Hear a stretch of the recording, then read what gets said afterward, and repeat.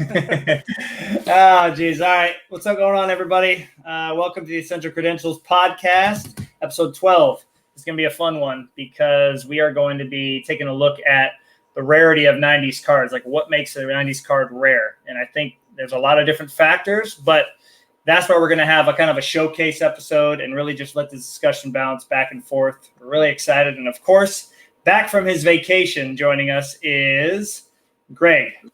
Greg, the one and only, bringing back the doom.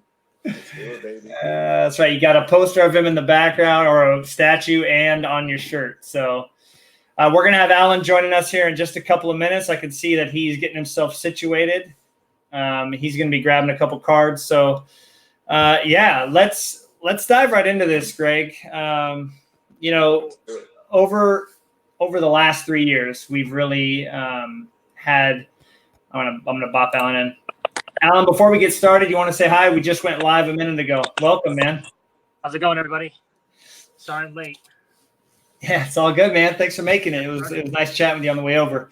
Over the last 3 years of collecting, guys, we've really started to learn a lot more about 90s cards. I think we've been educated a lot in the last few years. And when you look at cards, something that does determine their value in a sense is how rare they are. But then what is rarity? So I want to start this discussion off. I'm going to throw it to Greg first. Greg, when somebody says, hey, what makes a Tim Salmon card in your collection rare? What's the first thing that comes to mind? What do you say?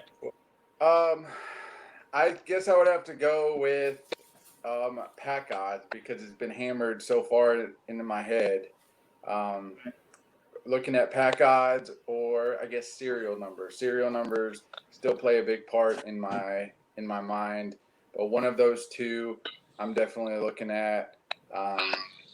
Obviously, a serial numbered card, 25 or less. Beckett wouldn't even I think 25 was their limit, and anything less they wouldn't even price back in the day. Right. Say there's not enough data to price this. So those cards were always like mythical, unknown cards for me. So those always seemed rare. Anything that didn't have a price in Beckett seemed rare to me. Mm-hmm. And then the pack odds, when you look at a pack and see 1 out of 288 or 1 out of 360, that always screamed rare to me. So when I see Tim Salmon cards that I don't have or that I know about and I'm talking about rarity, those two things kind of pop up first. Gotcha. I would agree with you on those points for sure, especially because I remember looking through Beckett and seeing, like, for instance, the Essential Credentials, our namesake of the podcast. I remember those having these crazy odds and crazy numbers and all these things. And in my mind, I'm like, gosh, I've never even seen one at a card show, let alone barely on eBay. So these have got to be rare. But what about you, Alan? I mean, you kind of have a different perspective because you're a little bit newer to this 90s group, and you really started, taking a lot in, which has been cool for me to see because I know it reminds me of me when I first got back in over 3 years ago. What makes a card rare to you when you're thinking about bonds cards? What classifies as rare to you? I feel like we kind of went down that rabbit hole earlier tonight when we were talking about it. We got super philosophical about whether it had to do with. Can you hear me? I hear you fine, Alan. Okay. Greg, you don't got him at all? No, I can't hear him. I don't know. I can't hear him. Okay. Let me see if I put on some earphones, if that makes a difference. Okay. No problem. Is this any better?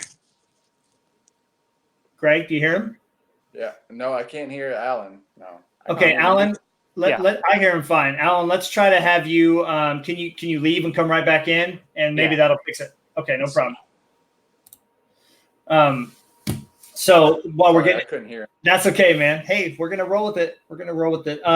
So like you were saying though, Greg, you look at odds. Like that's all I had to go with when I was a kid. Like rarity, I didn't have the reference of cards of rarity to determine like, okay, this card only shows up every so often for sale and so forth, right? So that was the only way I determined rarity to me too, was odds. Let's see if we got him. Mic check, Alan. How's it sounding? I can hear you. Yay! Okay. All right, sweet. Did it? All right, so Alan, let me rephrase the question again, in case you missed it. Greg might have not heard your response. What is rarity to you when you're thinking about a bonds card? Well, I heard everything Greg said, and I think that everything he said was maybe one corner of what we talked about just a few minutes ago when we got into that rabbit hole of what Yeah. exactly rarity means. Right. I think you, Matt, were saying that maybe it has something to do with how much a card costs. And then, of course, I played devil's advocate and pointed out situations where that wasn't the thing that determined it. And then I think Greg talked about print run as part of his metric. But as we talked about as well, that also is affected by how much sellers think they're going to be able to move their card. So if it's an under-collected player, it just may seem more rare, or is in actuality more rare for that collector, just because other sellers don't know that they can make money selling that card. For a player like Tim Salmon or Barry Bonds were the two obvious players that came to mind. Right. A lot of times it seems like actually collecting Tim Salmon is more difficult, because just to take one of the more rare cards that we've talked a lot about in the past, the Brilliance 24 karat. I mean, there's been 2 bonds that have surfaced on eBay in the last month and a half, and I don't know if there's ever been a salmon that surfaced on eBay, the entire time that Greg has been collecting him. So there's been 24 of those, so there's that's 24. pretty rare. Yeah. So for Right. me, I think for a new collector like myself, I want to simplify it. And for me, I just want to break it down, not even to pack odds, but just absolute rarity. How many copies of that card exists in the real world? And even then, there are all sorts of caveats and exceptions. For example, if you have a card of which there are only, say, 100 copies, but it comes out of a really low-end set where most of the people who bought it were 8-year-old kids who tore the cards apart, then that's not going to be the same thing as a card out of 100 that comes out of an extremely well-regarded set where every card that comes out is sort of thrown into a top loader or a magnetic as soon as it comes out. So it's not perfect, but for me, when you asked me last time I was on the show what I was doing, I said I wanted to collect Pacific, and specifically I wanted to collect cards that I knew were about 100 or less total in the world, even though that's still not a perfect metric for rarity. Okay, well, let's talk about that topic for a minute, because as I said earlier, this is going to be a showcase episode, and I want all of us to have the chance to show examples of these cards that we're talking about. So you talk about a card that has a print run that makes it rare. Okay, so if that's somebody's determining factor, especially a person who collects nowadays, right? You guys can both agree. If I'm buying a spot in like a group break, all these crazy group breaks we saw at the National, right? If I get a card that's number 10 or less, that is considered rare now, right? Bottom line, it's a rare card. But you look at the fact that you like Ionics or 99. I've shown this card off a couple of times, but this card right here, the holographics, were 1 out of 1,500 packs from a product that was very expensive. And does it have a print run? No. But if it did, I mean, just think about how much rarer somebody might think this card is. But in my mind, it's extremely rare, but it doesn't have a print run. You know what I mean? So that's what's kind of interesting to think about. Is the value going to decrease or increase on that card if it was serial numbered or not? So I mean, for me, serial numbering is only part of the 90s, because it wasn't, what's the word I'm looking for? It wasn't the norm for all 90s cards. People kind of dabbled in both, and so that's why it makes it so hard in the 90s to determine rarity based upon that fact alone, or pack odds alone. There's just so many different factors. So, well, I think for the holographics, the pack odds are what push that, because you have the serial numbers, the 25, 50, whatever, that lets it be known how rare it is, because it's serial numbered. So somebody pulls one, oh, there's 50 of these. Now we know there's 50, so there's only 50. Whereas yours, it's a little bit of an unknown, but you know that the odds are crazy. So they're gonna. At that point, it's print run. How many sets and how many packs are printed? Because you got pack odds for this insert card, but how many boxes are out there? So it's you get the pack odds and the serial number. I think it always, for us, we've been it's cemented in our heads, like pack odds and serial numbers equal rarity, when a lot of other factors come into play that we're going to discuss here in a minute. Right. Yeah, Well, I was gonna just say one thing, which was that for me, my metric for rarity, it's not perfect. It's definitely imperfect. You already pointed out the reasons why, but I'm definitely talking about print run, which has almost nothing to do with serial number. The serial number can reflect the print run. That would be nice, but there are a lot of cases. In the case of your holographics, for example, holographics, which I think Nate and you speculated on one of the episodes that maybe there's only 50 in the world.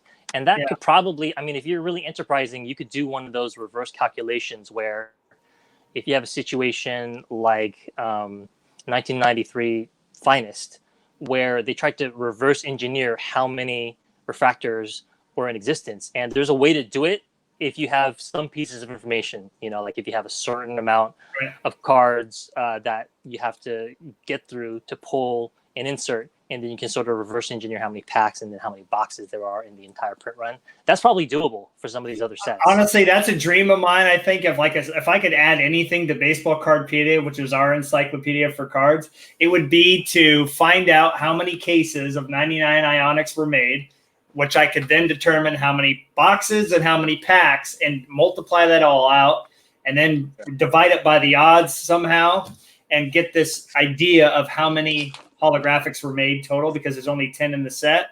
That would definitely be a doable thing and one that I would love to know. It has to be 50 and under. I think it could be, like Nate said, under 30, but that's just me. So that's my example of a card that I feel is super rare based upon odds. I know there's a few of them out there, but maybe we can kind of bounce this around. Greg, do you have an example of a card that is rare looking at the odds of it being pulled? I know you have a few examples out there in front of you, but I think that's kind of a cool topic to look at. It's just, those cards that are extremely rare and we know they're rare to pull because of the odds. Yeah, I do, and it is right here. It is the Topps Chrome 2000. Sorry, let me get my light. All right. Oh, man, I'm jealous. It is the Nomar 2000 Topps Chrome Allegiance. These are 424 packs. So we know it's rare. Topps Chrome refractor, notoriously rare. So, how many in the set, Greg? Sorry to cut you off. How many are in that set? Do you know? Nomar's numbered to 15, so I think there's 20 total. 15 to 20, right offhand. But the Topps Chrome, it's a notorious, heavily branded set. So Topps is the only licensed brand right now. And so these cards, I actually have this set as being undervalued personally. I think this is on par with the early Road to the Hall and the Fortune 15, just because I think the way you talk about early Road to the Hall is the way I feel about this card.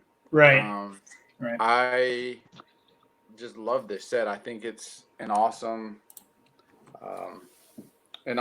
refractor, and I think it's an awesome set. Out of 424, it's numbered to 100. So we know what's cool with that is it's serial numbered, and we got pack odds. Right. So you're double dipping, right? Yeah, you get the double dip of it. But that's a hard card to pull. You think about that. 1 in 424 packs to pull an Allegiance refractor, and then you got 15 to 20 in the set. Right. So that's multiply that by crazy. 15. Right. Pretty crazy. I think Topps Chrome is very good in the late 90s in that 2000 set specifically of doing that, of having those tough refractors. Alan just keeps leaving, man. He's out. He's had enough of that business. He knows I'm about to talk about Fortune 15 refractors, which his guy is not a part of. So he's like, I'm out. But no, I mean, I'll show that off at the end. But you're right. That some of those cards are just, you multiply the odds of how many are in the set, and it just really goes to show the rarity. Alan, I know you don't mind me setting you up here for a show off. You have an example of a Bonds. Yep. That it's not serial numbered, but is a very, very rare card based upon the odds. And you had some interesting facts about it. Do you have that in front of you currently? I do. I have actually have the 2005 baseball card almanac that was recommended to me by none other than Greg over there. Nice. I think we have the exact same edition, which is cool because then two nerds can sort of coincide the pages and spend time talking on the phone about cards. But I have it open right now, as luck would have it, to 1996 Ultra. And the card that you're setting me up for is indeed from that set. And it's similar to the holographics in that I think I remember seeing it. I can't find the post now, but on Freedom Cardboard or Blowout, one of the forums, somebody did a calculation of like the 10 most difficult cards to pull via pack odds. That was actually Dead Guy Cardboard off of YouTube. That is no Ben way. Schneider. Okay. Yeah, he's the one that made that. Mm-hmm. You can find the link because I've been looking for it and I can't find it. So hopefully you send it to me. But I found it super useful. Are you serious? Yeah. Hold on. Time out. No. Time out. Okay. All right, hold on. Anybody that's watching, can you hear Alan? Because we might have to have Greg leave and come back this time. Your turn, man. Anybody that's listening? Oh, he's out. Oh, man. Alan, what are you doing to the technical issues of our podcast, man? Oh, my God. I'm just screwing with them. I mean, all I'm doing is unplugging the earphone so I can hear you guys talk while I go get my cards. But I don't know why that wasn't such a good idea. Ray, I see you commenting. We got 7 people watching, which is great. Ray or anybody else? Does Alan sound good? Because I hear him great with the headphones. Can I get a confirmation of Alan's sound check?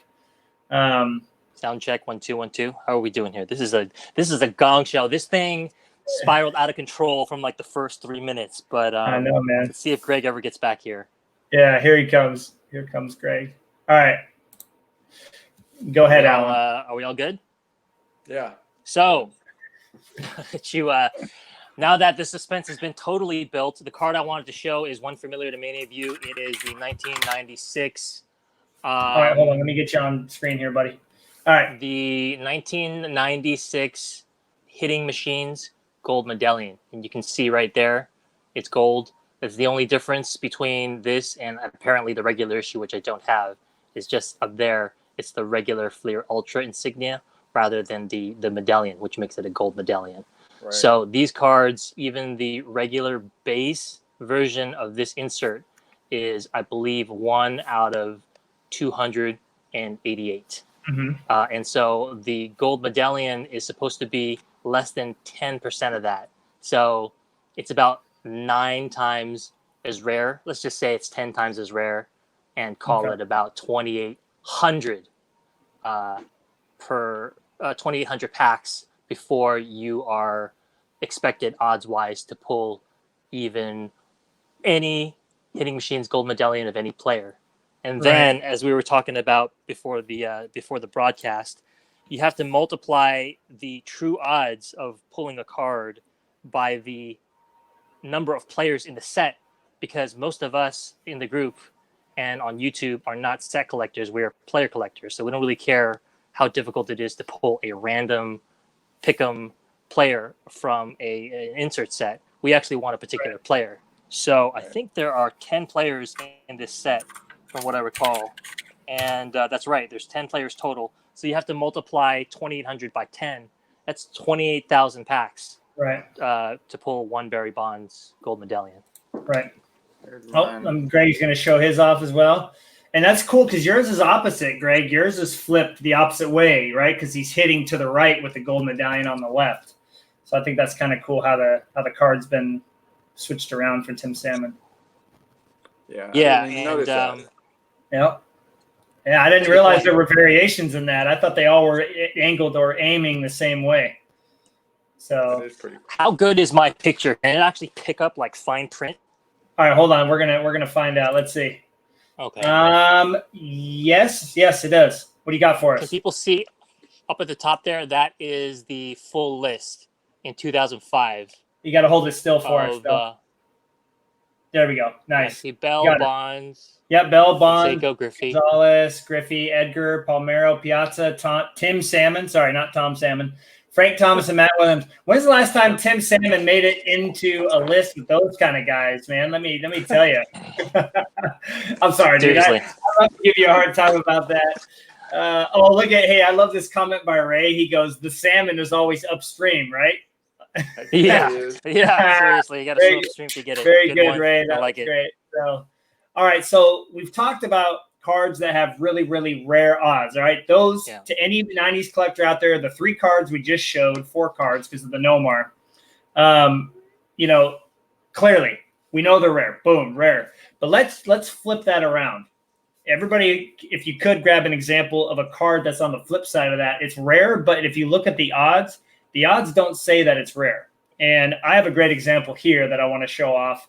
Tai Ling, if you ever watch this podcast, thanks for this price guide you sent me, but he sent me this price guide from 98, and it had this card listed $100. This is from 1995 Donruss. This is a press proof of A-Rod, and I mean, nothing crazy here, right?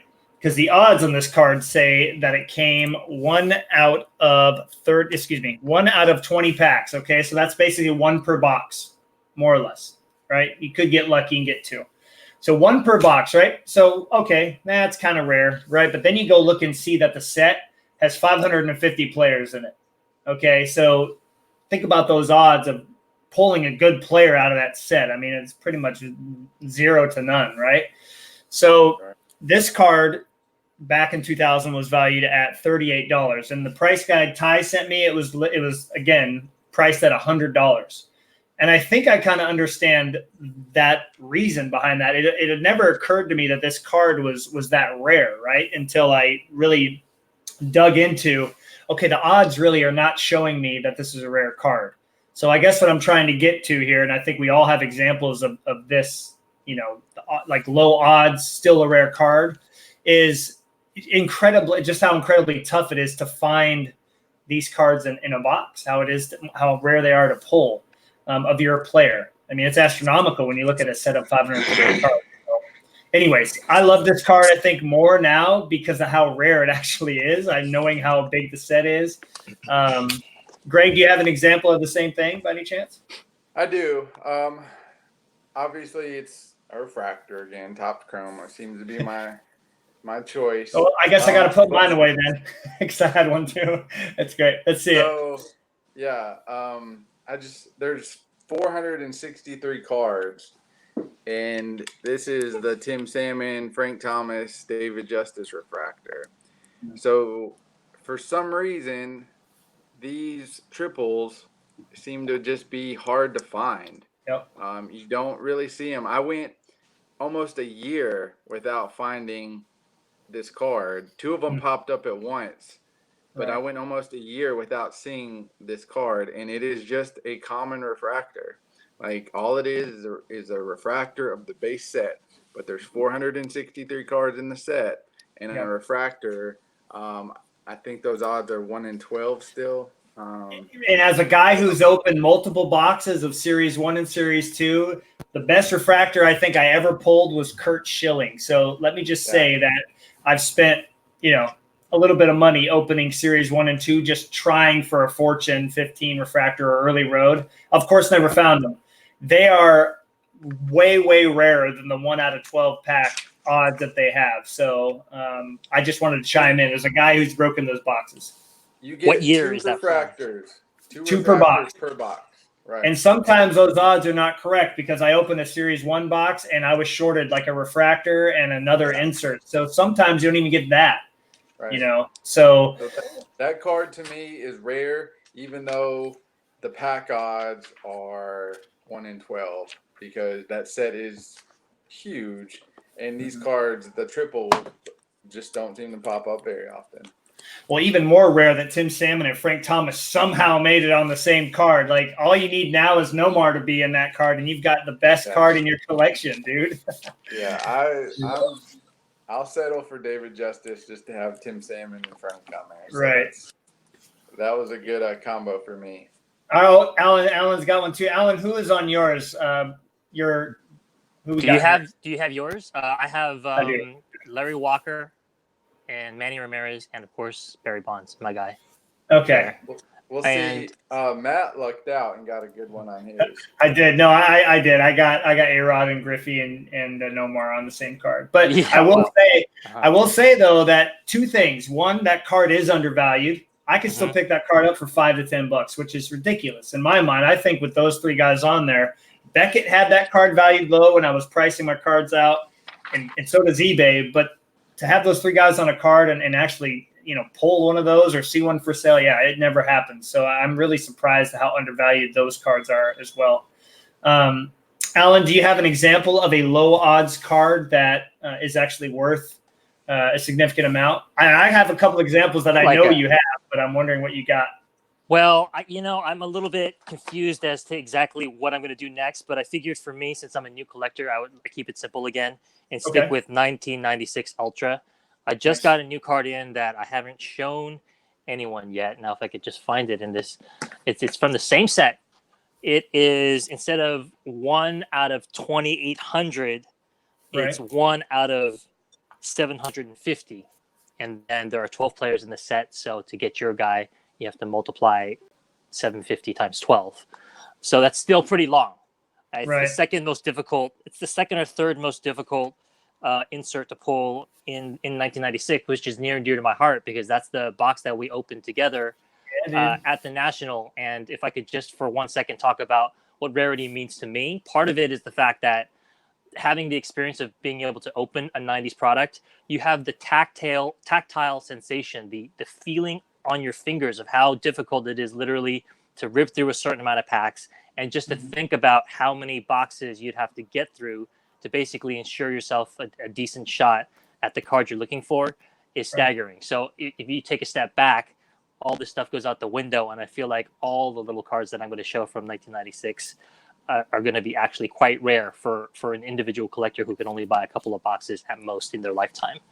But just going back to the card that I wanted to show off, this is the 1996 Ultra Home Run Kings.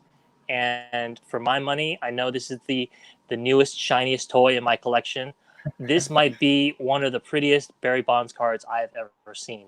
There's almost no shine to it. You see the gold medallion is right there. There's a regular issue of this card as well that just has the regular Ultra insignia.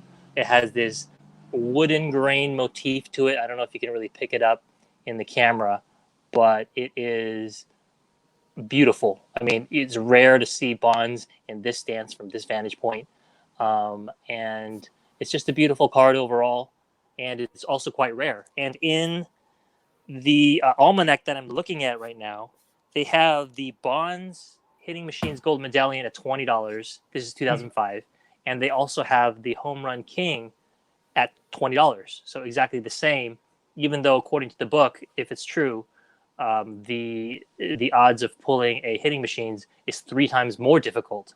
Yeah, it didn't affect the price. And I don't know how that translates nowadays, but it also has something to do with the fact that with what Nate was saying about the Hitting Machines Gold Medallion, how he suspects that maybe there's been a whole bunch that have been since backdoored because he feels like he just sees, Hitting Machines Gold Medallion 1996 just everywhere, and you shouldn't. And what would support his theory about that would be the fact that this card is supposed to be 3 times easier to find in a box, but it's harder to find on eBay. Right. Now, Greg, am I correct that something else that adds to the rarity of that Home Run King Gold Medallion, those were all exchange cards, right? Because they were misprinted in the set. Am I correct in that? I don't know if all of them were, but I know that they did have an exchange card. And so I actually have, Alan's got the Bonds that was redeemed, and I have the gold medallion that is the exchange card. So of Salmon? Yeah, I've not been able to find the gold medallion of the redeemed one, but I do have the gold medallion of the exchange one. So what happens is you exchange the gold medallion for a gold medallion, and it becomes the redeemed one. So to have both seems like it would be really, really cool because you can't have. There's no way as a collector in the 90s you could have both. To have the redeem version, you would have had to give up your your exchange card. But to have the exchange card nowadays, and 2019, us '90s collectors love that kind of stuff. You know what I mean? Yeah. It's like a caterpillar to a butterfly. You can't have both. So you got to essentially try to find another one. And it's so rare. I have yet to see a salmon that's been redeemed.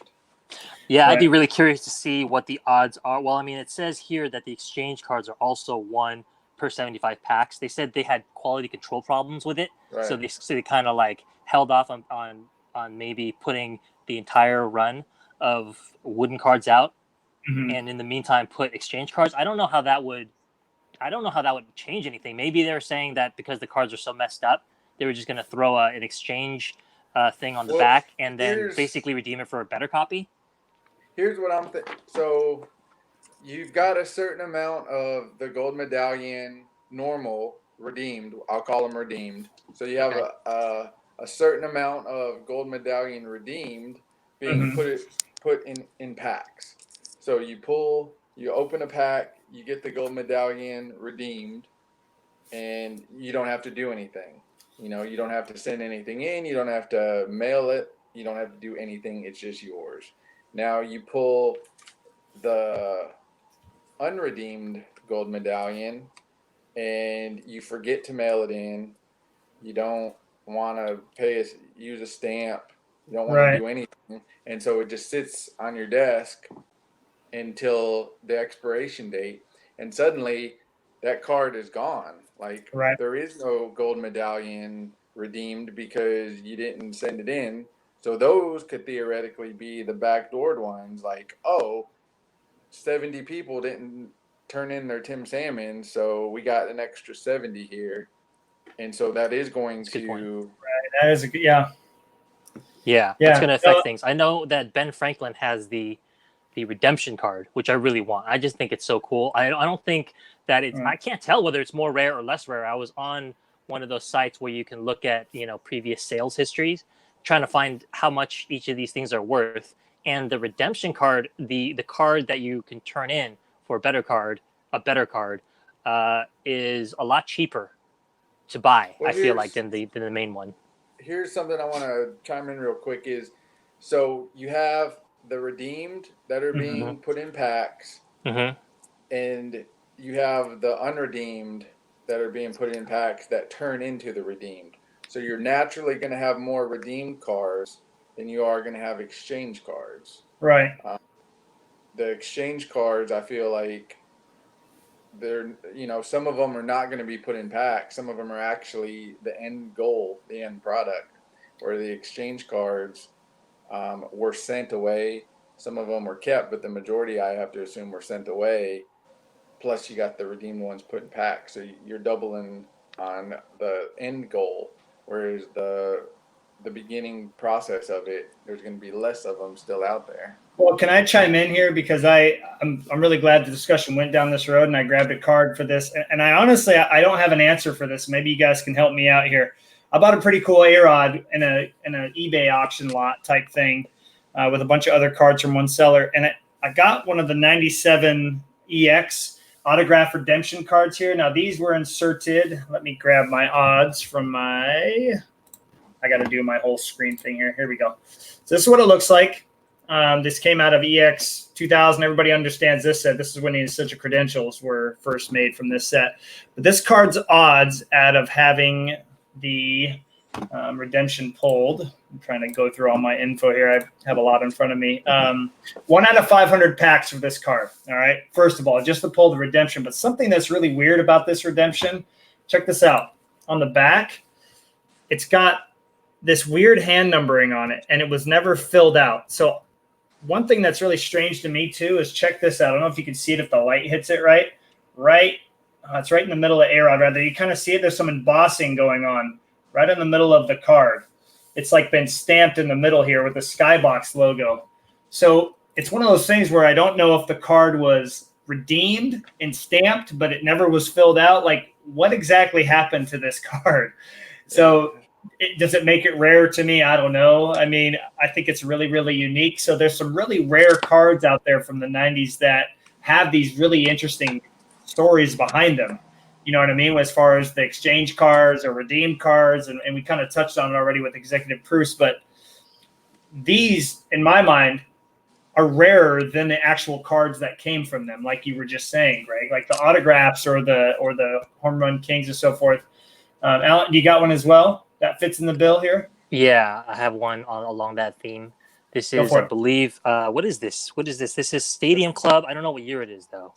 Year Yeah, I think 2000? that's the 96. 96. Mhm. It is Yeah. the 1996. And from what I understand, from the scant information I've gotten, there are 3 redemption cards.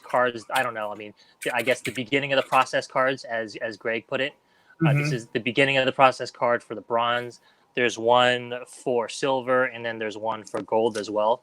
I think if you turn in the silver redemption beginner card, then you Mhm. end up getting the nicer Ooh, silver in the mail. So it looks like that. that But that's looks just a awesome, regular. man. That's a regular baseball card with stats and stuff on the back. So Right.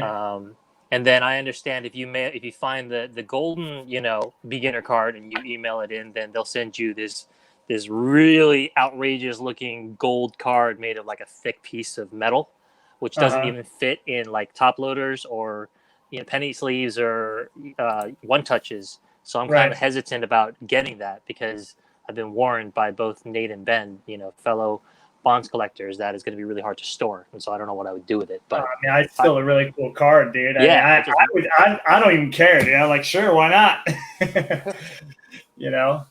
But I yeah, mean, just that's so cool, man. I mean, that it's a whole nother like layer of rarity out there. You know what I mean? That, and it just goes to show with 90s, we really don't have a solid answer to anybody out there that goes, okay, how many redeemed cards are out there? Or unredeemed cards are out there, which was great because in a group break a couple months back, 3 months back, we saw an A-Rod Emerald Auto Redemption get pulled out of a box of Circa. So they're still out there. Obviously, you can't get anything for it now, but those are still out there. But I think they're a lot harder to find, necessarily than the actual autographs themselves.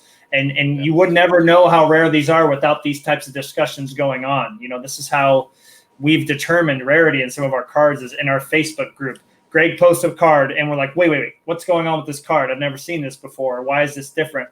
And then the discussion, the comments start rolling in, and all of a sudden, this card has a following. yep, You know what that's I mean? exactly what happened with this card that Greg put up. He put that up in our Facebook group, and then suddenly 10 to 12 people, including myself, went out and got one immediately. That's right. Yeah, nice job, Greg. Single-handedly boosted the stock of 1999 Topps Chrome. I try not to talk about cards that I still need. I thought it was going to work, a few episodes ago, and it hasn't worked yet necessarily. So we're not going with that anymore. Well, I mean, I guess we are now. The floodgates are opened. We've kind of talked about them all, but all right. So we've talked about these types of cards so far, but something that I think we should also look at, if anybody's got an example of this, is Ray made a really cool comment, and he said, I'm missing a lot of cards that shouldn't be hard to find, but it's touching a nerve with me that I can't find them. And I think we all can have an example of a card that in our minds and then based on odds, this card should not be hard to find. It should pop up on eBay often, and it never pops up. And you've kind of showed that off with the Topps Chrome. I'm just kind of curious if anybody's got any other examples they want to show off of cards. Go I ahead. have one that I want to talk about real quick, and Yeah, go that for it. is Alan touched on it with the 8-year-olds. The 99 UD Choice Prime Choice Reserve. Oh, yes. I feel like those cards are fairly common on eBay. Like you see a bunch of players often of that insert set, but I have yet to see in 2 years a Tim Salmon pop up. So I feel that half of them are probably in their 5,000 count boxes, and the other half are probably thrown away with the base that all the kids opened and threw away. Oh, yeah, Alan's got an example. Yep, you got your bonds there.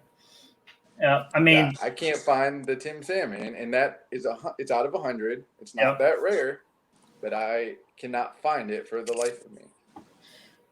Well, and I mean, just look at how amazing those cards are. It is really funny to think that that card. I didn't get my A-Rod out because as we were looking through, I had so many examples of this type of card that it's really surprising that they did get thrown away. But again, look who's opening the cards. Oh yeah, thanks for showing off the A-Rod there, Alan. This is the one you found for me. Gorgeous. Oh my God, look at this. Love that card. We noticed something interesting, Greg. We were talking the other day. We were comparing our A-Rods. His centering on the front is better, but my centering on the back is far better than his, which is really, it goes to show, like you can see how off-center that is on the back there. I mean, it just goes to show collector's choice, man. The print quality of those cards was not good. So, I mean, that just adds to how hard it's got to be to find that card because people were like, oh, these things are junk anyway. Throw them. And then you throw the layer of it being Tim Salmon on top of all those things. You've got yourself, that might never show up long before other cards we won't mention that you're looking for.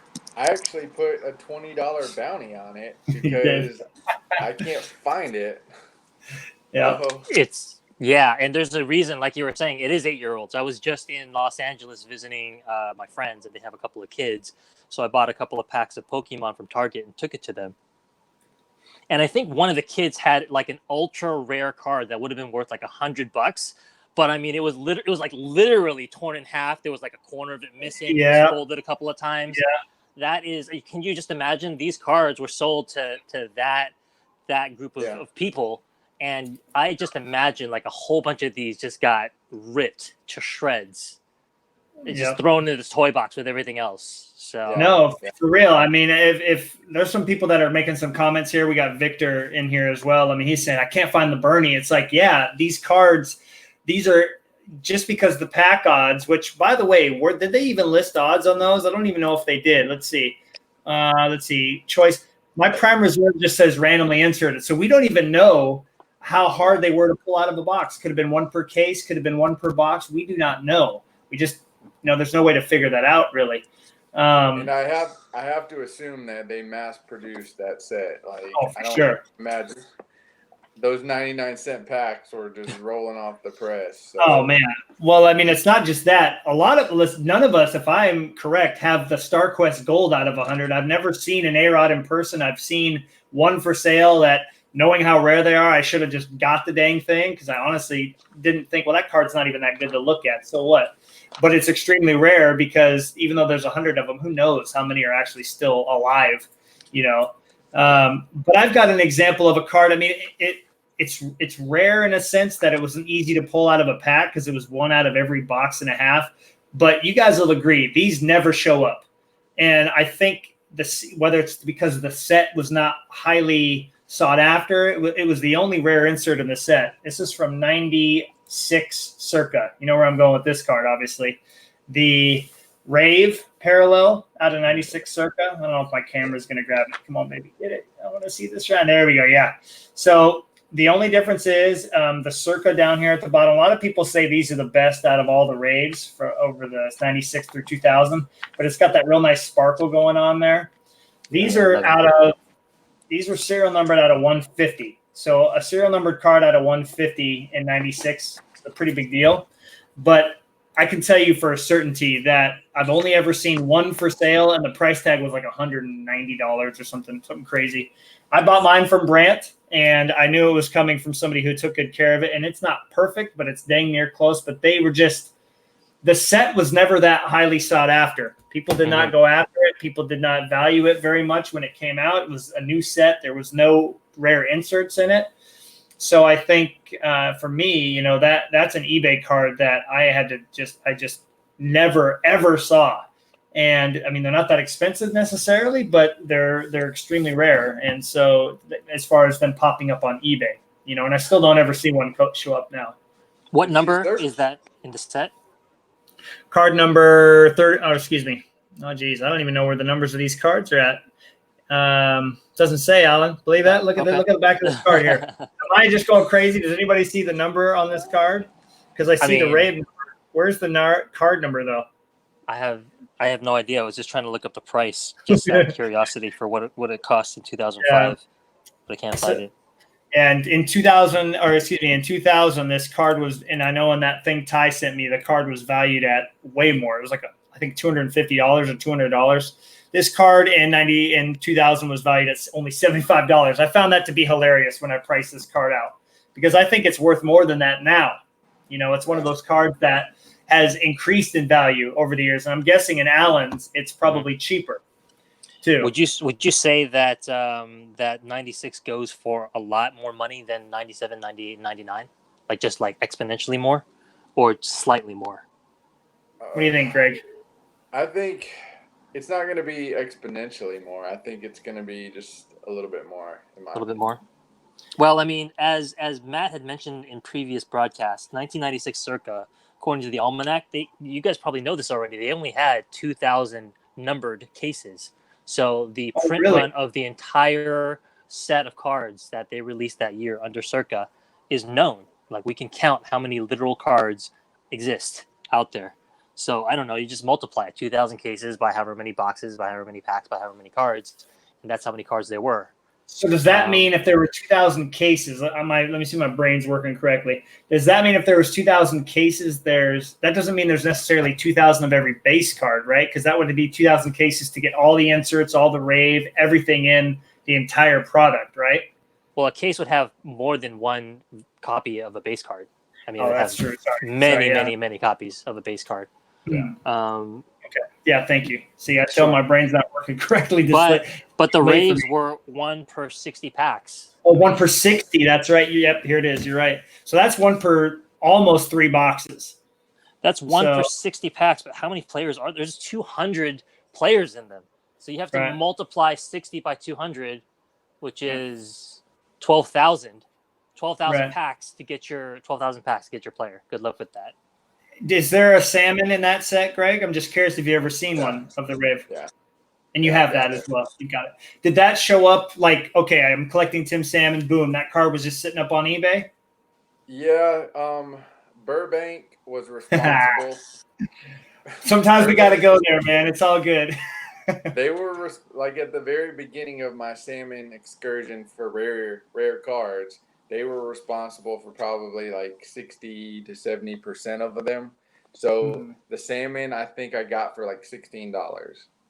But I mean, still, for a salmon card that's numbered to still have for $16, based upon what we saw when we were at the National with you, that's a lot of money to pay for one salmon card. So looking back now, knowing how rare those are, I mean, have you ever seen one since then? Ever? I think I saw one, maybe two, but one for sure.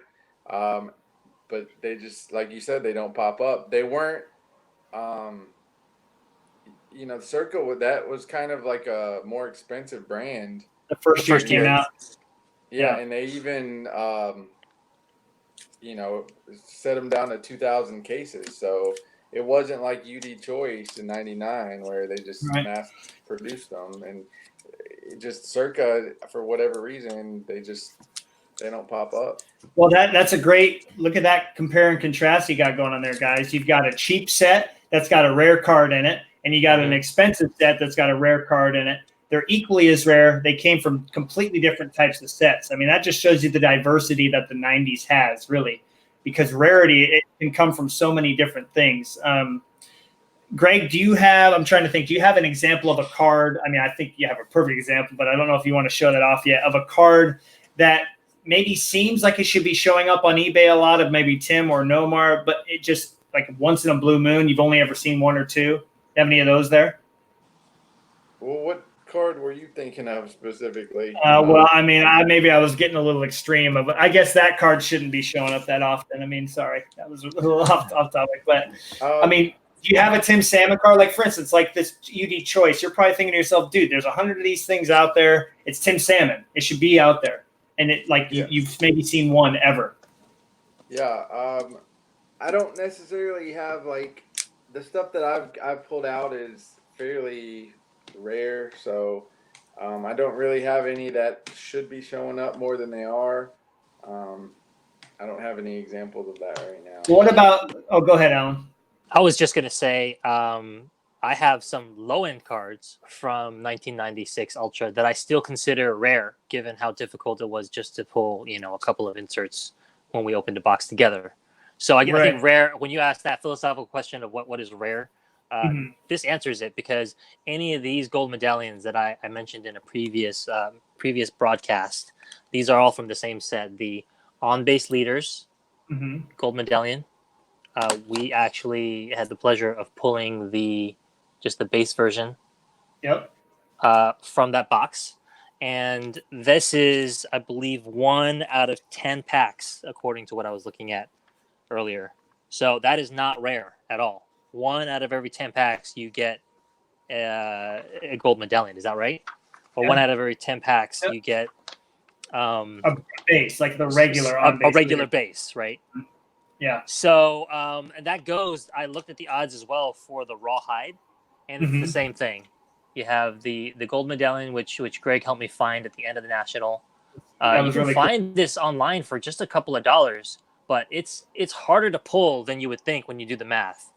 And Right. it's the same thing here too. This card I think is the prettiest card of the common inserts that you can get in a gold medallion, and it's available too. You can find it online for relatively cheap, but when you compare it to how hard it is to pull, I feel like those are two different things. And I'm Right. trying to find the page where you can look at the odds here. Okay, I got it. Yeah. So Ultra Rawhide, let's see, 1 out of every 8 packs. Mhm. And then, so you have to multiply that by 10, right? 1 out of every 80 packs for any gold medallion. And then Right. you have to multiply that by 10 because there are 10 players in the set. So it's Right. actually 1 out of 800 packs. So when I was talking about how I could open 100 boxes and not get 3 gold medallions or 4 gold medallions from that one product in 1 year, it's true. It's a fact. It's just, Right. yeah, that's how difficult it is to pull. And yet, it doesn't seem that way on eBay, because eBay is the entire world's pulls put together, centralized in one area, right? So it just makes it seem like Right. things are a lot more plentiful than they actually were. Well, I think. I actually, Oh, go ahead. Go, Greg. Go for it. I was thinking about where you were asking me if I had a card that I feel should pop up on eBay more than it does. Yeah. I actually did have a card here. I skipped it, and it is the Yeah. Stars and Steels holographic domed. Mhm. There's 44 cards in the set, and they're 1 in 12 packs. So it feels like these should pop up more often than they do. A pack, I think, was like $10, so that maybe had some effect on people. But I feel like these should be popping up more than they do. I have never seen this on eBay. I was able to get this from a collector on Blowout. He messaged me and said he had one, which I was very thankful for, because, like I said, I still have not seen this card on eBay. But 44 cards in the set and 1 out of 12, you would think that you would see a lot more of these more Right. often. Well, I can't find it either. What year is that?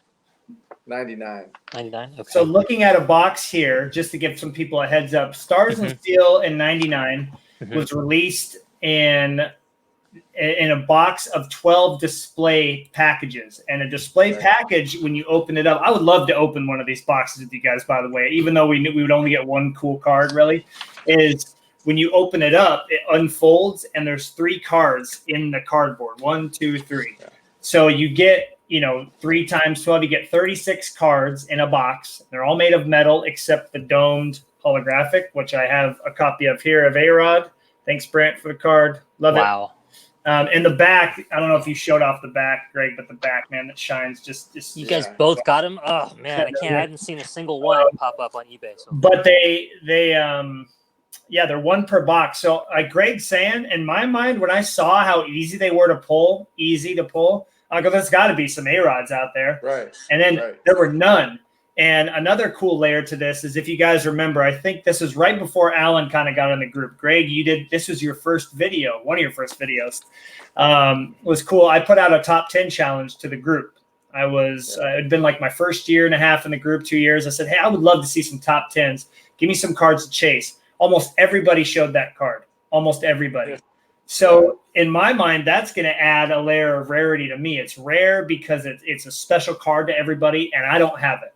So the 1 out of 12 odds mean nothing. But again, I want to know, why does that card never show up? I've never seen one on eBay in 3 years. That's a great question. I don't even understand what I'm reading here. It says using Cerulean technology, these borderless cards feature laminate metal, yada da da da. It had a SRP of $9.99 when it was released. I don't know if you guys have that information in front of you. We don't. There's only 44 cards in the entire set. 44 players in the entire set. Apologies for the loud Friday night festivities, but there's one. The parallels are the gold domed holographics. Is that the one you guys? The gold one and the domed holographics. Golds are 1 out of 12. Holographics are 1 out of 24 packs. Yeah, that's right. That's right. How many packs in a box? 12. So it's 1 per every other box, actually. Okay. Good for you to mention. Yeah, 1 out of 24. That was my mistake. But you were right on in a way, because the golds are 1 out of 12, and Brant was nice enough to send the gold along with the base in this one when I bought this from him. The golds look great too, because I wish I had my gold here, but the back look exactly the same as the domed. So you kind of get half of that glossy refractor look to it, but it's just a flat metal card. But yeah, I mean, again, 1 out of 24 packs to us 90s guys. Most inserts 1 out of 24 packs. Like, for instance, like a keeping the pace card. This is like 1 out of 20 packs. I mean, that doesn't mean that the card. I mean, that doesn't make a rare card based upon pack odds, but it sure makes it rare when you see how few of them pop up for sale in the open market. So yeah, it's true. I mean, I'm just thinking about the actual odds of pulling a bonds. That's what 44 times 24, 40 times 20 is about 800. So that's a little bit more than 800. So you're talking about less than twice as hard as those low end gold medallions, which are 1 out of 500 packs. Maybe you also have to factor in how much a pack costs, but really it's kind of surprising that you can find several copies of one on eBay right now, and then one that's supposed to only be twice as hard is like nowhere to be found. Right, exactly. Well, and if you multiply that by money, just my math nerdiness gets in the way. You said 8,000 packs, right? Well, you said it was $10 a pack, so do that math. Or 800 packs, but still $8,000 in money spent, just a chance at pulling a bonds. My gosh, I mean, that's just anyway. Hopefully, people that are watching and that listen later on in this podcast might gain a little more of an appreciation for not just the cards we show, but cards that have low odds. That doesn't mean that they're easy to pull. I think that's ridiculous, personally. Now that I've kind of filled out an entire database on my collection, so I am looking at a card here, and I'm curious if you guys have an example. Well, Alan kind of showed a card. I mean, he showed a card that's cheap on eBay. It is still really rare to us. But I'm looking at a card here that's super cheap on eBay or on the open market, but is an extremely rare card to pull. So I want to have a few minutes of a discussion. I'm curious what you guys think. Does anybody have an example of this, or you want me to go? Because I've got it. You want me to go? I think, Greg, you know what card I'm about to show here. It's from Aurora. So you know where this is going, right? So in 2000, Aurora has their toughest insert was called Kings of the Major Leagues. And they're 1 out of 361 packs, which is 1 per case around there. So you can think about that. If a box is $60, how much it's going to cost. But they don't necessarily look like anything special, right? Does that card do anything for anybody watching, or either of you guys? Is this card doing anything for you? No. Pretty vanilla card. Right. Yeah. It's a vanilla card, right? So there we go. The rarity does not determine this card's value anymore. Now that we're, 15 years beyond or 18 years beyond this card's release, 19 years, the only thing that determines this card's value is the way it looks, right? So people see this card. There's no way you could look at this and say, oh my gosh, it's a King of the Major League, right? Nobody pulls those. When you went into a card shop, this thing would be sitting underneath the little display case with an $80 price tag on it, because they were and are very rare cards to find. But there's no serial number. There's no anything. The looks don't determine the rarity of this card. It's only if you know the odds. And I can guarantee you that any of us could go out there and buy any player except maybe Griffey or Jeter of this card and pay $5. You know, What year is this that you're talking about? this is, oh, excuse me. I misspoke. It is 99 Aurora. 99 Okay. Aurora, Pacific Aurora, Kings of the Major Leagues. So let me ask you 99. this question while I was looking this up, Greg. Why has a set like that, it is from Pacific, but why has a set like that that is extremely rare, 361 packs, that's one per case if you're lucky or more, why has that value of those cards gone down even though the rarity is still there of that card? Well, that's because of brand recognition. And you got Pacific, who has not lasted, and you have Topps, who has. And Pacific has always been a cheaper brand, but with awesome inserts in it. And it seemed to always fly under the radar, minus Kramer's Choice and firework, a few random other foul poles. So for the most part, Pacific has flown under the radar, and you're always going to see, for now, Pacific cards selling for very cheap, $1, $2. Yeah, it's got that. These are the Kramer's Choice. Is the exception to the rule. Yep. Base canvas. They seem to hold a good value for Pacific's brand. Otherwise, you get a lot of just cheap Pacific cards with incredibly hard odds. Right. 361 long odds. Definitely appreciation for the set is a thing. I mean, if you were to just expand your scope back a little bit and think about what that means economically, it's a matter of supply and demand, right? There's just no demand for it. We talked about how rarity can mean a lot of different things. One of the things is how plentiful it is in the open market. If there's a whole bunch of demand for it and it's hidden away in people's private collections, then you cut down on the available population of cards that you can obtain. Yeah, I agree that's a huge component of it. I don't know if you guys could tell me about this card that I got recently. It's from Aurora as well. It's the Pennants. Have you guys heard of these before?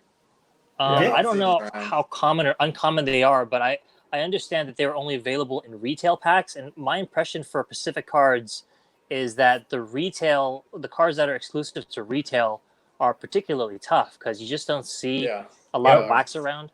Yeah. And they're the lower end stuff, right? That just got torn apart at Toys R Us, I believe.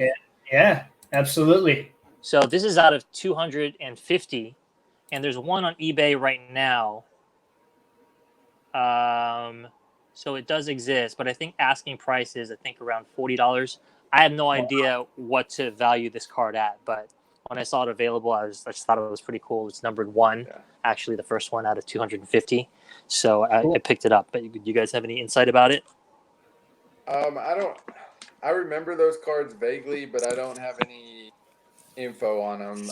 Retail, obviously, Pacific with retail, you're going to have that niche crowd of people who know the specific retail value of it. So you're going to have some hardcore collectors on it, and then you're going to get the average person who doesn't know anything about Pacific and doesn't really care about Pacific. Yeah. So I think that's where you run into. But one of the things I wanted to mention was, in terms of these cards seem to come out of people's collections a lot easier. So that makes them more plentiful. The odds are hard, but people aren't like holding on to them, Right. Yeah. Agreed. They don't feel the same way about a Pacific card as they do like a Topps Chrome Refractor. Virtually any other card. Yeah, they hold on to that Topps Chrome Refractor and it stays in the PC, but your Pacific, Kramer's Choice or your Pacific Fireworks comes out real easy. Well, I'm fine with that, honestly. I'm sorry to cut you off, Matt.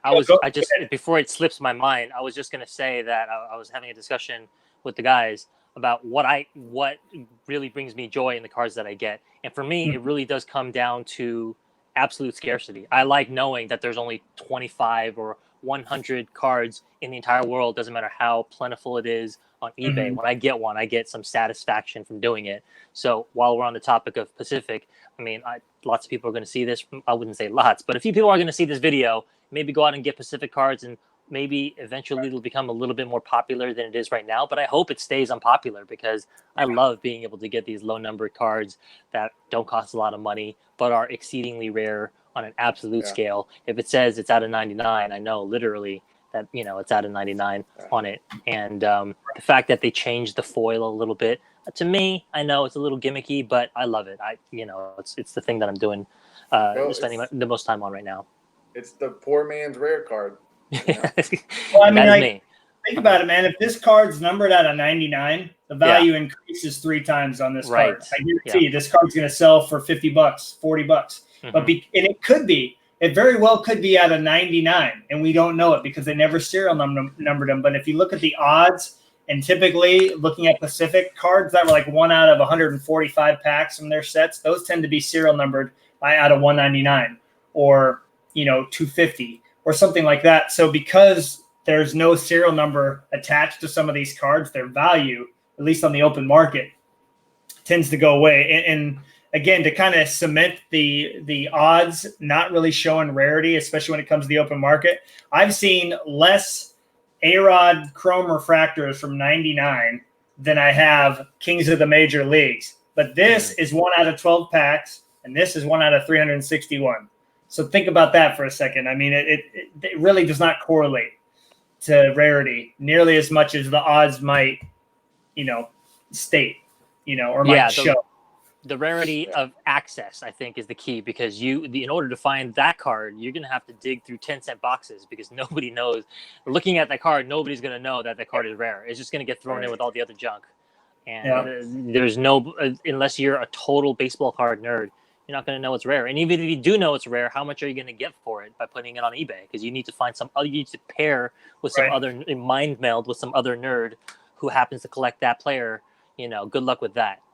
Right. The refractor is going to be like a wider audience will like the A-Rod or the Salmon or the Bonds refractor just because it's a refractor.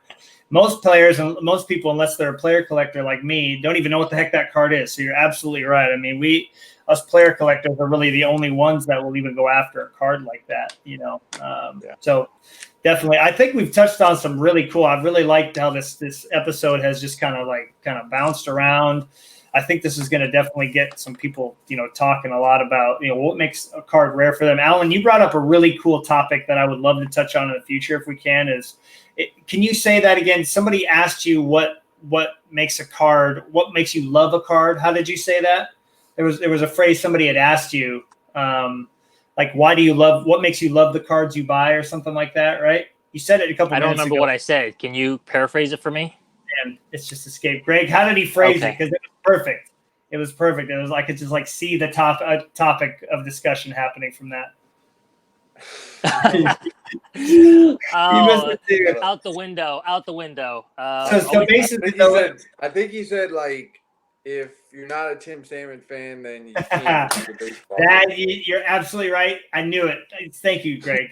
Gosh, I'm so glad you're around. I mean, honestly, we can come back to it, Alan, but I think you kind of hit on that last layer of value. The question that your buddies asked you is why do you, what makes you love a card that you buy? And you just said something that adds personal value to me is serial numbers. So I just thought that was such a cool way of describing that value comes from within too. It's not just the fact that it's serial numbered or it's a cool looking card. There's definitely something within us that makes it rare too, Yeah, no, I mean, just to go back on the joke, I assume that Greg was making, it is kind of true that everything ultimately comes back to Tim Salmon because as far as I can run in one direction from Tim Salmon, eventually I'm going to end up at the same spot. That's right. He's like the centerpiece of this whole podcast. He's not only that, he is the banner of our group right now.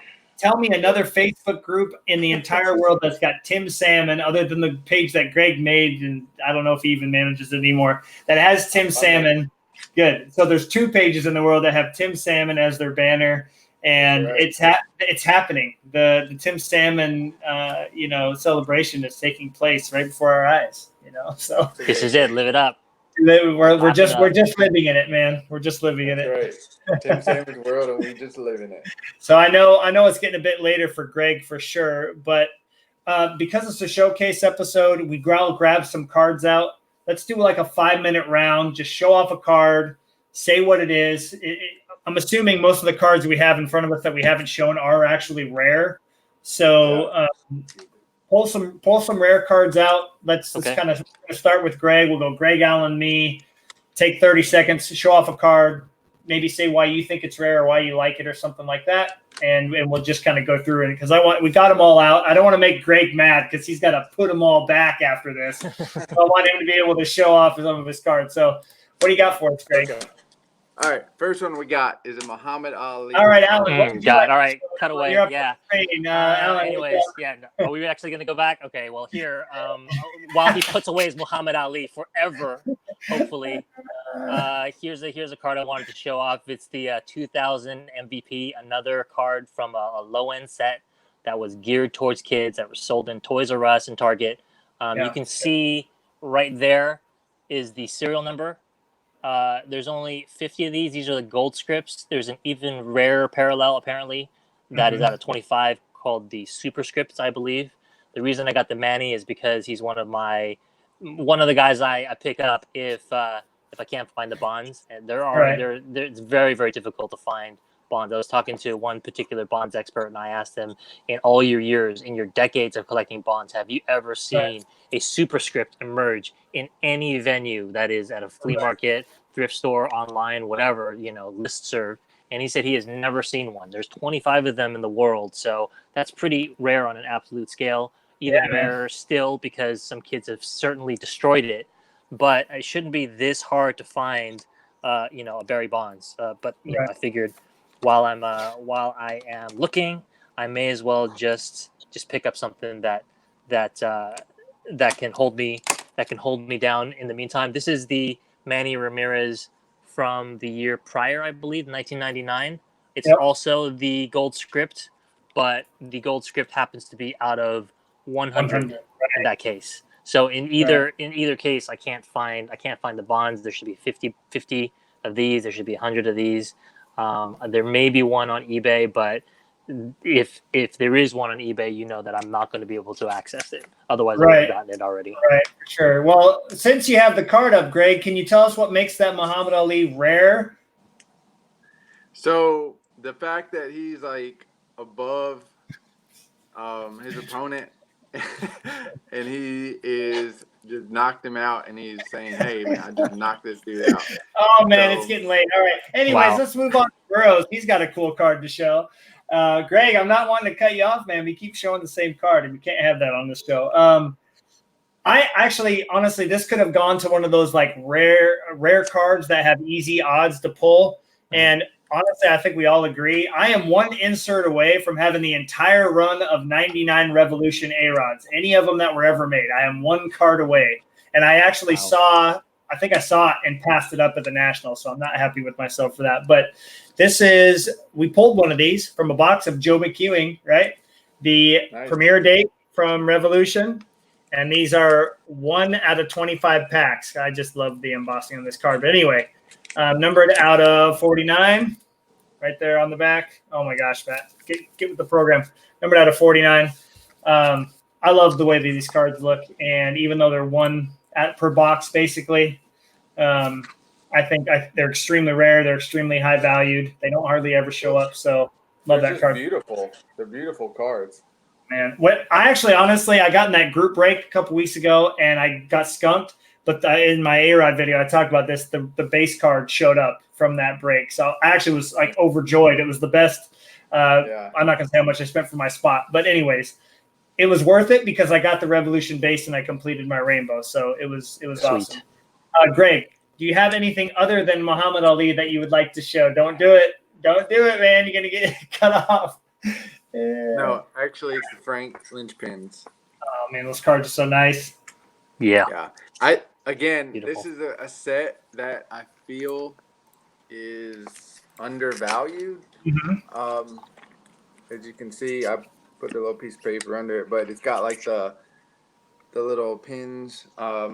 This is a card that can be had for like $20. It's out of 360 packs, but the design, the colors, it just works. It's a card that just works. Sometimes certain things have the it factor, and this Oh, is one of them. This is a card that has the it factor. So right. to be able to get this for $20 is it's an absolute steal. I would say go get your player. I think there's 10 of them, and obviously the Griffey and the Jeter are the money makers. But if you have the other 8, go get your player because these cards have the it factor. Well, let me say this. You brought up a really good thing here, Greg. I was pricing out my collection, and because we're almost toward the end, I'm not going to show the whole database thing off. I think I'm going to do my own video and show people in case anybody wants to use it. But one interesting thing I found, and Alan, you're probably going to see this even in yours, that set was extremely underpriced as compared to any Fleer metal set ever because it was just not a desired set. If any of you guys have any 1999 Fleer metal or Metal Universe, the cards look horrible. They're very basic. Now, there is a PMG out there, right? But even the PMG is just like gold. There's nothing really significant about the way that 99 Metal Universe, they took a huge step back. As you know, Alan, right? The 98 PMG, that's like an iconic card, right? Right. We all know that card. Jordan. Yeah, right. Well, no, in baseball, you remember the A-Rod that I showed you, the Bonds. It's got like a little holographic picture, and it's got those circular things going on. Yeah. Anyways, 99 Fleer metal. Yeah, there it is. Thanks, Greg. So that's a beautiful card. I will say that, right? That card really pops. But Greg, you have the base card of that, don't you? Yeah, it's very boring. Not on hand though, huh? Well, yeah, Greg would have to dig through all of his top loaders. I think that's where that card's located. But that set, I remember that set was priced low from the get-go. And looking at the pricing of that linchpins in 2000, my A-Rod was priced at only $40. Yet the odds of that card were one. There we go. Awesome. Thank you, Greg. So really nothing going on there, right? Nothing really going on there. That card was 1 out of 361 packs, Alan. This card that I just showed right here, I kid you not. Think of the linchpins, Alan, and then think of Kings Major League. This card is $20 more in Beckett than that linchpins was. And the odds were exactly the same. It's amazing. Yeah. It is crazy, honestly. Right? So there again, it's another thing. Like you look at value, like in my mind, that Kings of the Major Leagues should have the $40 price tag, not the linchpins, right? And I think Metal Universe in 99 was a very cheap product. It was almost geared toward that collector's choice circa Thunder, that, collect MVP. I think it was really pushed toward that market of people because it had been such a premium product the year before. I had no idea why Fleer went the complete opposite way. I think the design sucks for base cards. But I've never seen the A-Rod PMG of that. I would love to have it. It looks beautiful. But still, it's awesome that you showed that card off because, again, that card did not have value in Beckett, at least in 2000, the year after it came out. Crazy. Yeah. They're still pretty cheap. Yeah, they are. You're right. 99 metal linchpins. Yeah, I wish Bonds was in it. It's one of the it's one of those like iconic. I think to me, when I look at people who show off 90s cards, that's one of the top ones that people show off that are I think are understated and underappreciated. Right, Alan, you got another card to show off, dude? Yeah, I have one.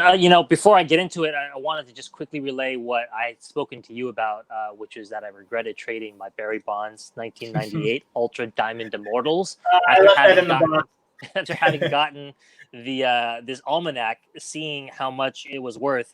I love the fact that I went for the year 2005 actually, because it's one of the few years I think that Bonds was atop the hobby. Like when I was collecting between the years of 1993 all the way back to 1986, Bonds was an afterthought. So to be able to see him sit atop his perch for just a couple of years, it's really satisfying. It's he and Ripken who are the most popular apparently in 2005.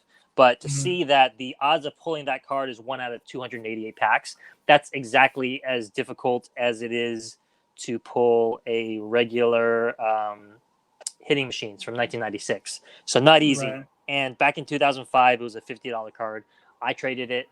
I didn't like it because I thought it was going to be an acetate card when I saw it in scans. This is one of the first inserts I'd ever bought in my life. And so I traded it and I regretted it immediately. But fortunately, I was able to find another one. So it's on its way here. Oh, nice. I was wondering if you were going to get one or not. I knew he couldn't resist, man. Greg and I know when Alan gets on a card, he's like, I am going to get the card, you know? Yeah, it's true. And so this is another card that actually when I got, Oh, I was dude. disappointed by. I What? was telling Matt that if I were to trade a lot of my sort of higher end or more difficult to find inserts, this would be one of them. I know that this is one of Nate's favorite cards. I know that you would love it if A-Rod were on it. Oh my gosh, dude, you're telling me. I want the Griffey so bad. I want like 3 Griffies, and that's one of them. That card is so sick.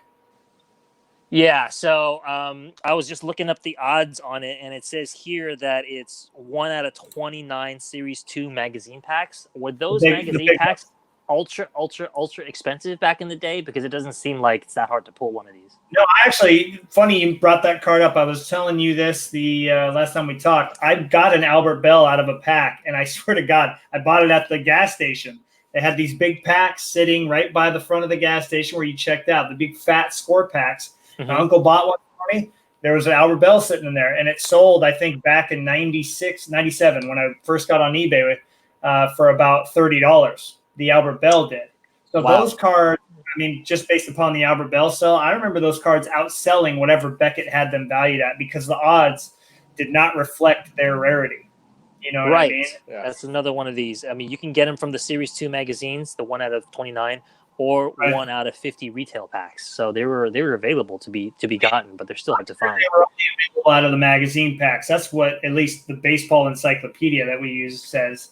But I mean, honestly, if that's the case, I've never seen a magazine pack for sale. I've looked on completed auctions. I've looked on PWCC. Nobody sold magazine packs. I don't think they made that many of them, to be honest, as compared to some of the hobby boxes you can still buy.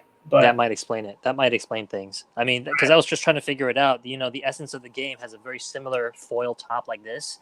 I like it too. I mean, you know, if you didn't know any better, you would think that they're equally rare. It says that those are 1 out of every 23 Series 1 packs. So I don't know. These numbers, they both seem kind of low to me. It doesn't seem like one should be worth that much more than the other. But the other one you can find at a $1 box. Alan, can you say, I don't know if you said it, what was the name of that card that you showed? I don't know if you said it on this camera. Is the 1996 Pinnacle Skylines Barry Bonds. There's a graded copy right now on eBay. Asking price is $400. That seems like a bit aggressive, but you know, these cards, they're really, really sought after. Yeah, they are. Team Salmon and A-Rod in that set, man. For once, we both are getting totally gypped here. Yeah. Only time. I don't know how you guys are doing on time, but we can do one or two things. We can show one more off each, or we can do our typical end of the podcast show off. I'm really excited for this because we all have, hopefully Alan's got another one in his pocket. We all have a significant card to show. I know I do, and I know Greg certainly does. So he's going last based upon, if you're not going to show off the card, I think you're going to show off, you're done with the podcast forever. That's how certain I am that he's going to show that. Alan, do you have a card in mind that you've gotten recently that you haven't shown on the podcast yet? I think I do. It's such a blur. I said I was going to take some time off, and I feel like I sort of did, but I didn't take time off from getting cards in. So it's just been like a constant stream, but I don't know what I've shown off on the podcast and what I haven't. So if you could go first, that would actually give me some time to think about what I want to show. It might be I have it sorted perfectly, and I'm just going to use this opportunity to give a really cool shout out. I don't think he's going to watch the podcast, but I know some of us have talked about this recently. I just ordered some pro molds. Got to get the name right here, and they came in a box like this, and many of them are scratched up. And so my first reaction was when I got the thing, like, oh yes, I get to put all my nicer cards in there, and they shine really good. How fast the sales rep got back to me, like literally 10 minutes after I emailed him saying, hey, what's the deal? And he worked out a deal for me to get me some new ones for free. But there were 8 that were in great condition. And I put probably a card that's been on my top 10 list for, almost 3 years since I saw it. So I crossed the Fortune 15 off the list, about a year and a half ago. But the early road to the Hall escaped me forever. And I just love this card. so much. My camera's not going to do this card justice. I already know because I don't have the right light for it. It shines a bit. It's an early road to the hall refractor out of 100. Beauty. See the serial number on the back right there, 60 out of 100. Hell yeah. And this is another example of why our community is awesome, because an A-Rod collector, Jeremy, what's up, Jeremy, if you watch, he collects A-Rod, and he had this card, and he showed off all his A-Rods. I'm like, Jeremy, I don't know how much you love this card, but can we do something for this card, man? I've been looking for it forever. It's been on my top 5, top 10 when I first made my list for 3 years. And at first he's like, you know what? I think I'm going to hold on to it. But like us, like we are with each other, he said, you know what, Matt? I think you're going to love this card more than I do. I like it, but I know you're going to love it and talk about it constantly. And he's right. And so we made a deal for it, and here it is. And so, like I said, that's why I love doing this podcast and why I love being a part of our community. People are always looking out for us, and that's an example. So there it is. Early road to the hall refractor from 1999. And that was even tougher than the Fortune 15s. These were one out of, I got it right here, one out of 944 hobby packs. So retail didn't even have them in there. So that is a beautiful card. I think somebody else today may have been inspired by your post. Put up a Frank Thomas of the same card. He nailed that. Beautiful cards. That scanner just does those cards justice. I mean, I can kind of get some good shine. I think in my video I got some good shine over there where I do it by the kitchen, but not the same. Alan, if you're still looking, I know Greg's got his card ready. But I'm ready, but do you want to make Greg last? Because I'm ready to go right now if you want me. All right, Alan, go for it. What do you got for us? Okay, well, this is another one of our influences. I mean, we talk about each other a lot because obviously we're on the show, but it's true that the things that we do in the group definitely affect one another. Yeah. And this one is another example of Greg just making a big deal out of what seems to be nothing, but I don't know if I showed this off before on this podcast. This is the platinum medallion Pizzazz from 1998. Mm-hmm. This is from Fleer Ultra. It is out of 98. And I remember talking about how I was a little bit underwhelmed, to say the least, about what the card looked like when I got it in hand. I'm just like, man, what is the big deal? There's no color to this. It's like black and white. And then I saw the gold medallion and then the regular base card, and they were both more colorful. You found copies of those for me, Matt, at the National. So I actually have the rainbow completed. Now the follow-up card, the real card I want to show you is this one, and I show this often on another forum, but this card is awesome. I love it. This is a parallel of the Barry Bonds base card, I believe.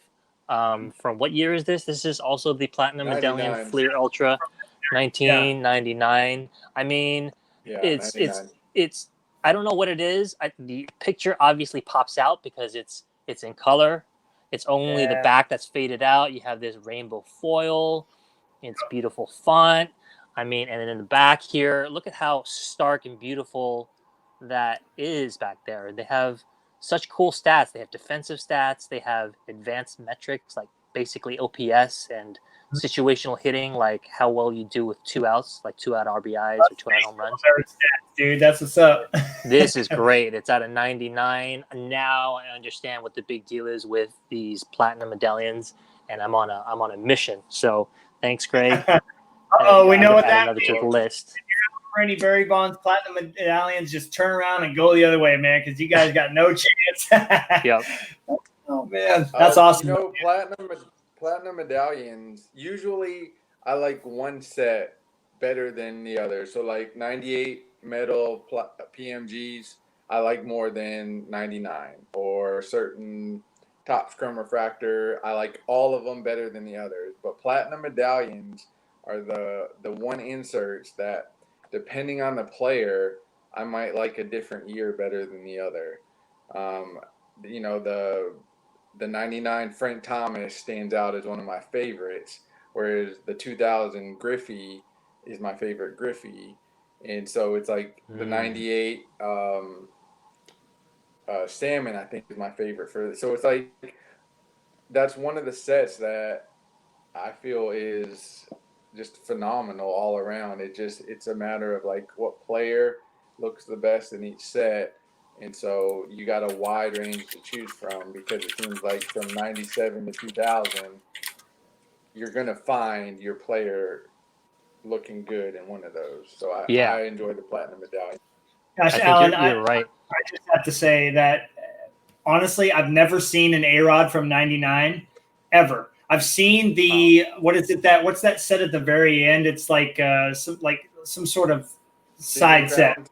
Yeah, that's it. I've seen one of those of A-Rod out of 50, and I saw it for about 20 minutes and didn't know what it was. And Brant, who sold me many of my nice A-Rods, he scooped it up right away because he knew exactly how rare it was. And this was when I was still kind of figuring out, okay, out of 50 in 2099, is that rare? Is that, how rare is that now, knowing I've never seen one since then? So I've never seen the base parallel. And, anyways, I hope that one of us was able to unearth another platinum soon. It's one of my saved searches on eBay, so hopefully it comes up. But awesome. Well, I mean, before I get to you, can I set it up, Greg, in a way like Sure. We on this show, we all have these ideas of these top 3 cards, like there are holy grails. Everybody knows what mine is.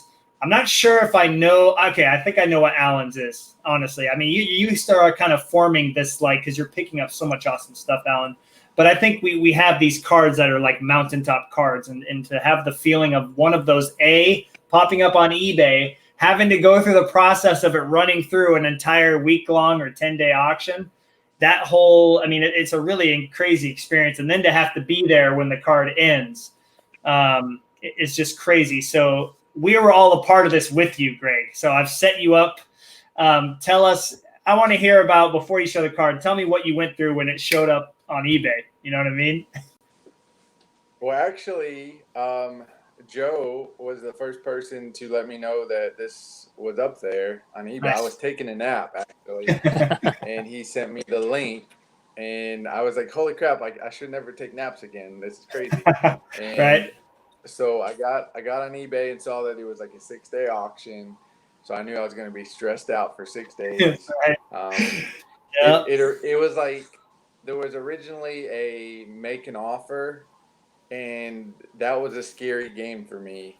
You could either start the bidding or make an offer. And so I was like, okay, anybody could be making offers. Mine might not be the highest. I don't want to play that game. I'd rather just do the bid. Yep. So Smart. I put a bid in and I locked it in. So then we start the 6-day clock of just waiting it out. So every day I'm like, okay, I got 5 days left. Okay, I got 4 days left. And then, you hit the 23-hour mark where it gets in red, and you're like, okay, now breathe. It sends you a notification. You start like, I set like several alarms on my phone so I wouldn't forget. I checked it continuously. The price stayed the same for quite a bit, and then as usual, the last hour people start chipping in on the prices. But my price was the best because it was just one of those cards you can't lose. And this is where we ended up. We got the doggy. Look at that thing. Crusade. Jeez, that's a beautiful card. Oh my goodness. Completes. Wow. The set. It's the red. It's the red, man. It's the red behind that uniform. Oh God, it's so gorgeous. Yeah. How about a perfect card to show off after last episode, right? Wow. Yeah. And here's the thing. We knew you were about to bid on that card. Here, Rodney and I are sitting here knowing that the red, he actually, it was on its way, right? At that point? Right, or had it you? was. Okay, so we knew that you wanted. We didn't want. It was on its way. Yeah, I think it was on its way, but I don't want to talk about it if I don't have it. So. Right, exactly. There's no reason to jinx that for sure. And what was really cool for me is the reaction. My reaction when Greg's like, "Hey, you want to see what's on eBay right now?" And he was so nonchalant about it. I don't blame him because he didn't want to get overhyped himself. I know how you are, Greg. You're like, "Oh yeah, by the way, there's a salmon red Crusade on eBay," and I was like, "What?" I was sitting here on my computer typing, like, "What the heck? Are you serious?" And he's like, "Here's the link," and I put it in my watch list, and when I got the notification on my phone that it was 15 minutes out, I'm like, Greg, I don't know where you are, but you better be by your phone right now. I was like messaging him like, you better be looking, and I was just as nervous as he was, and I was watching the card go down, and I knew who he was on the bidder list, and I'm like, oh please Lord, like I would have been devastated for Greg if he didn't win it. I really would have, and so I don't want to say what you said at the end as far as the amount and stuff, but it made me laugh because I knew you were going to do anything you had to make sure you won that card. So. Yep. Yeah. Well, see, my stuff doesn't pop up very often, so when a salmon card goes up, I know it's not going to be too crazy in price, but I need to be high enough to ensure that I'm going to get it. So I'm just glad to complete the Crusade run. It feels good. It's a huge accomplishment. So I'm really is super stoked to have all three of them. We joke a little bit, Alan, and I know Greg and I have joked about this too. It would be so much fun. I mean, to really, we're talking about Rarity. Can you imagine getting our cards and putting them in some kind of a showcase where we could, walk around and look at each other's collections and just admire the rarity and how hard it would be to put together all the platinum medallion bonds from 96 through 2001, right? Or to put the Crusade run together, right? Or, I mean, I'm not in the boat of either of those yet, so I don't really know what I could say. But, to put some of like the rarest A-Rods from Topps Chrome or whatever, just have all these cards out and be able to really just look and appreciate how rare it was to find them, and to hear, if you were to go up to Greg, and I don't know Greg, and I say, dude, how did you put the rainbow together? And he said, well, it took me, 3.5 years to finally find them all. I found the green doing this, I found the purple doing this, and I finally found the red on an open auction. So I just think it's amazing to see how our collections have come together. And, Alan's case, about a year, Greg and me, about 3 years. So, I mean, it's just been so much fun to experience this with you guys. So that's awesome. Really is. Yeah, I would love to put up like a 3-man case at the National and show all 90s. Nothing's for sale, guys. Sorry. Put a huge sign up at the top, like right above all of our heads. It's not for sale, You could just put a sticker on the back, like $12,000 a piece or something, and just disappoint everybody who walks by. Yeah, we could do the old, I should call him out because he's hilarious in a way. There's a guy in the group named Ryan who always puts not for sale, not for trade on all of his posts. What do you think, Ryan? We all know they're not for sale. Like, come on, man. Anyway. He's just trying to follow the rules. Somebody came down and said this is the rule, so he's a rule follower, and he did it. So I see that. Well, all his cards are backdoored, so it's all good. We don't got to worry about it. No, but anyways, that would be really fun. I mean, some of the people in our group, there's some people that are the extreme. Like, for instance, you got Bruce with that chipper collection. That thing needs to be in its own Hall of Fame display somewhere. But it would be really cool to set up at the National, the three of us, me here, Alan here, Greg here, and like a nice, right on that section, and just have people walking by going, "Oh, dude, look, it's a Red Crusade. How much you want for it?" $1 million. Yeah. Here's the thing that somebody told me once, and I think it's probably true, but if you took your cards to the National and actually did it, it would never happen. But if you did do that and you did put a price on it that was like 40 times the actual, top value of it, you'd be surprised. People would come with some strong offers, and you might find it difficult to turn down some of the offers that people give you. They said, don't bring a card with you to the National that you aren't ready to let go of, because before you know it, it might be out of your hands. Right. Well, there's some people that did that, right? We all went to the Griffey collector that was there. Do you remember his stuff? Oh my gosh. I mean, some of those patches he had and whatnot. I'm like, oh, he's like, yeah, I just brought these to show them off. I'm like, you brought them though, Yeah. So, but it would be really cool if we had some kind of a National-esque type thing, but it was more of a showcase where people could walk around and appreciate each other's collections. One day the three of us will have to do it somehow, and I don't know, like a smaller show or something. But real quick, Greg, for anybody that's not or that's watching that wants to listen on audio-only platform, where do you have these episodes uploaded at? Yeah, so I upload all the episodes to iTunes and Stitcher.